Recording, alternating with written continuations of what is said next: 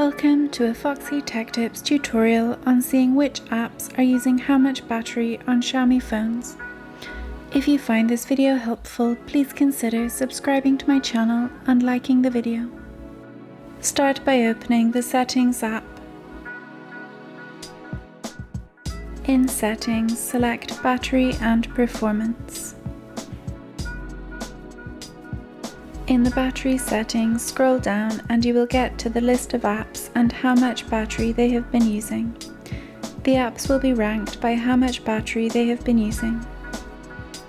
It shows how many mAh of battery it has used and how many minutes the app has been on. And that draws an end to this tutorial.